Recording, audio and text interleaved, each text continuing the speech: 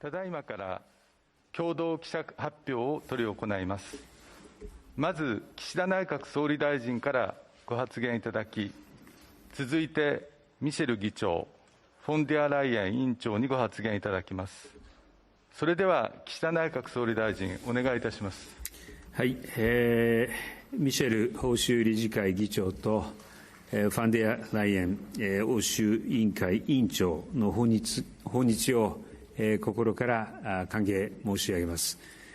日本にとって基本的European Union shares the fundamental values with Japan. European Union is an important partner for Japan to together address the common challenges facing the international community. Japan-EU relations are getting closer than ever. Based upon the Economic Partnership Agreement and Strategic Partnership Agreement, which I have negotiated myself when I was a foreign minister. At our summit today, we were able to confirm in realizing the free and open Indo-Pacific, as well as Japan-EU Green Alliance, and also Japan-EU Connectivity Partnership, based upon all of these endeavors, that we will further promote our cooperation in various areas, including the climate change, as well as to strengthen cooperation in economic security as well as energy sectors. I am delighted that we have agreed to launch the digital partnership, which is a comprehensive cooperative framework in the digital sector between Japan and European Union. Data-free flow with trust. DFFT will be further promoted through this partnership.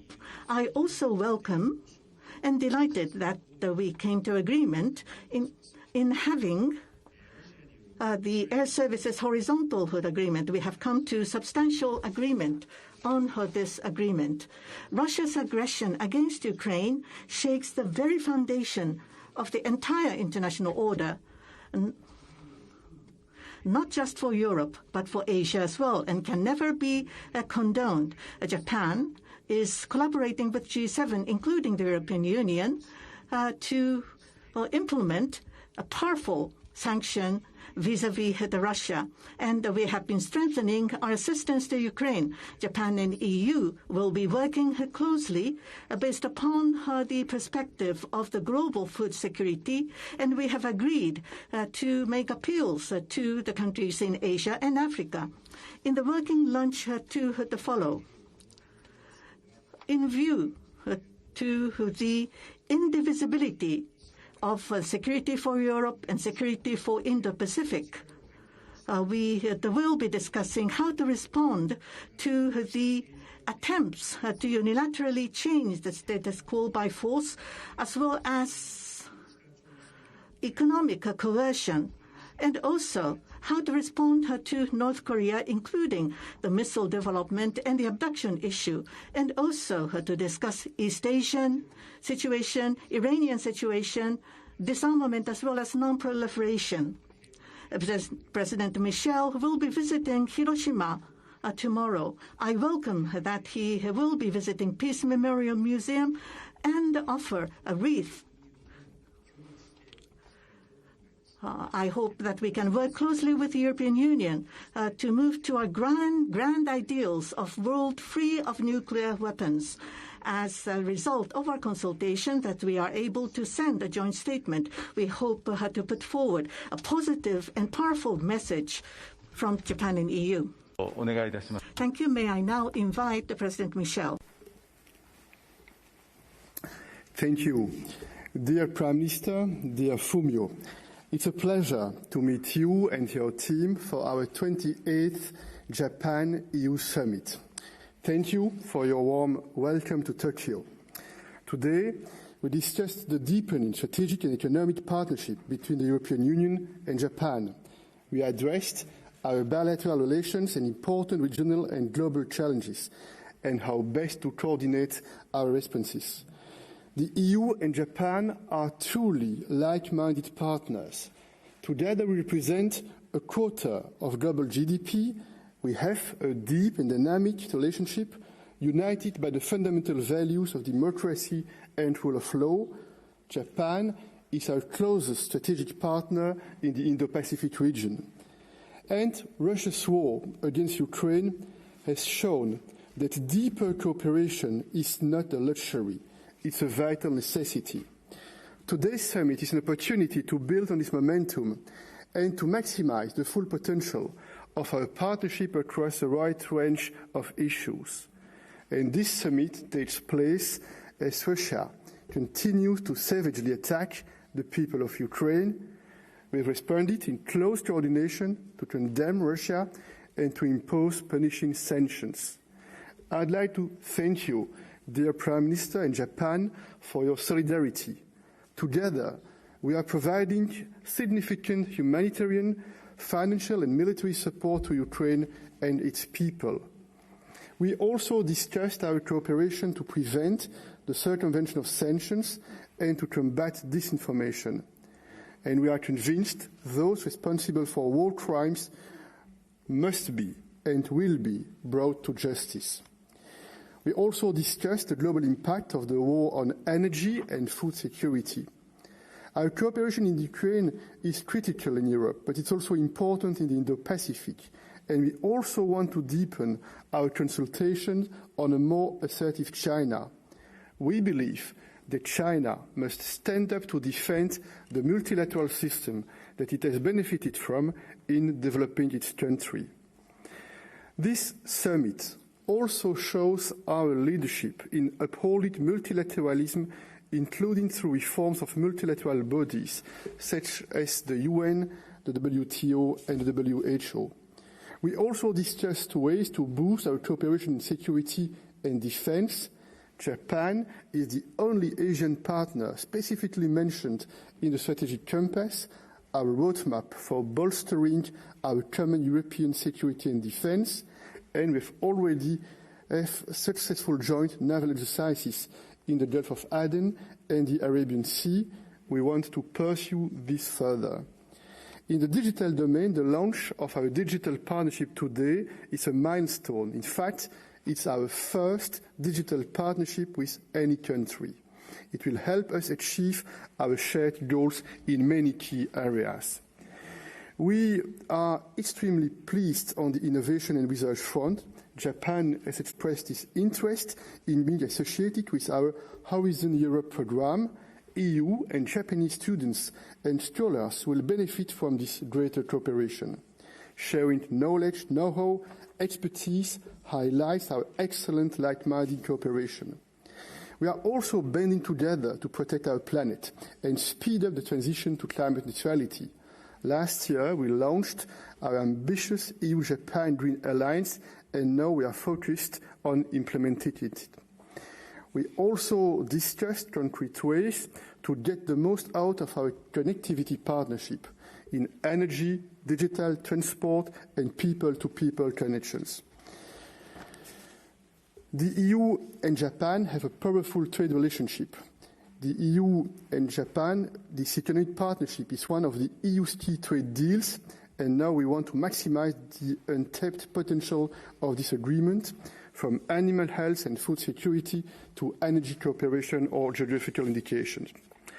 Dear Prime Minister Fumio, tomorrow I will be in Hiroshima, Prime Minister KISHIDA's hometown. In these challenging times, symbols matter, and we will pay tribute to the victims of the atomic bomb.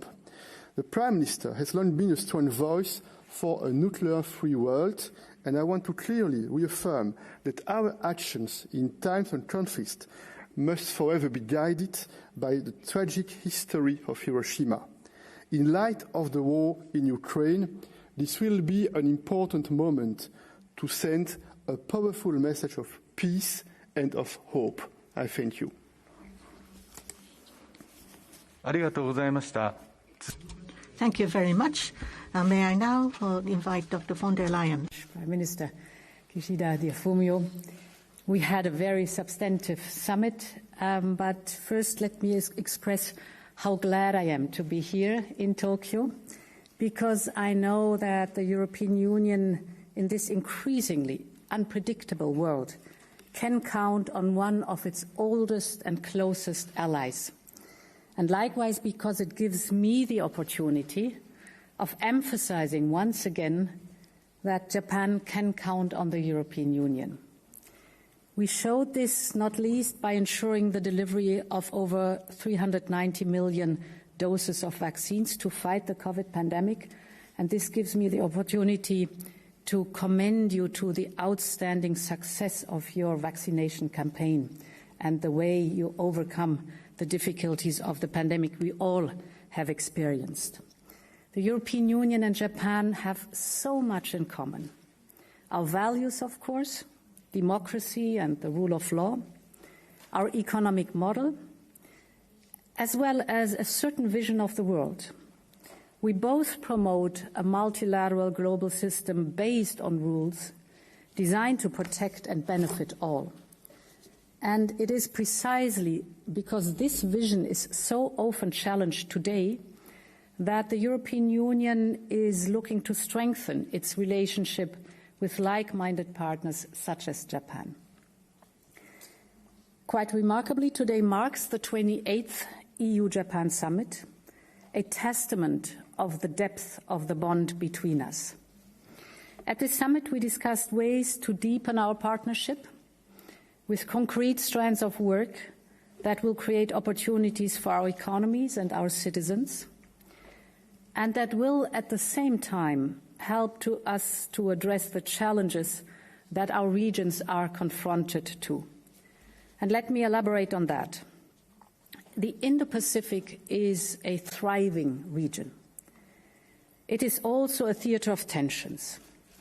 Take the situation in the East and South China Sea or the constant threat of the DPRK. As we discussed, Prime Minister KISHIDA, dear Fumio, the European Union wants to take a more active role in the Indo-Pacific. We want to take more responsibility in a region that is so vital to our prosperity. And this brings me to Russia. It is today the most direct threat to the world order, with a barbaric war against Ukraine and its worrying pact with China and their call for new and very much arbitrary international relations. Japan is part of the core group of countries that have imposed tough sanctions on Russia. Like the European Union, Japan understands what is at stake here, not just Ukraine's future, not just Europe's future, but the future of a rules-based world order. And this makes it all the more essential for like-minded partners like the European Union and Japan to strengthen their relations. And this is why we are here today.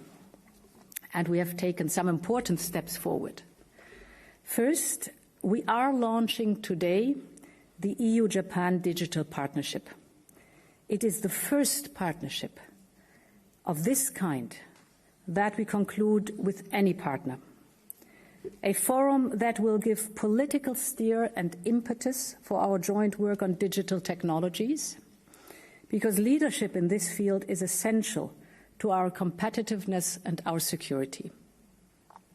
Second, we will use our strategic partnership agreement to diversify and strengthen our supply chains. This is important because there are materials and technologies that have become essential to our economy and everyday lives, like semiconductors, for example. We must be able to count on trustworthy supply chains. Third, we agreed to cooperate more intensively on infrastructure. In the Indo-Pacific region, as elsewhere, the needs for investment are huge and the options are limited.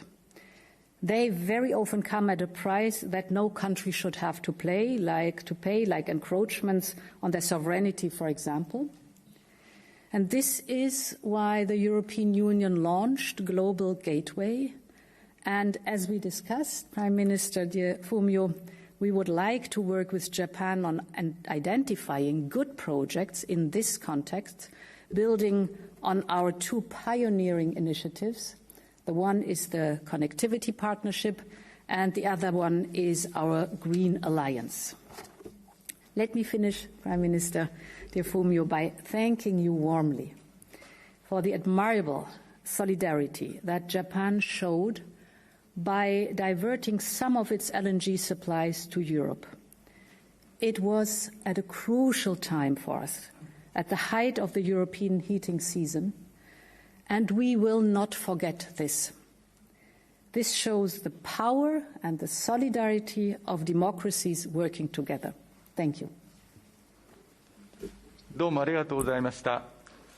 Thank you very much. This concludes the joint press announcements. Thank you very much. I thank the leaders as well as the participants.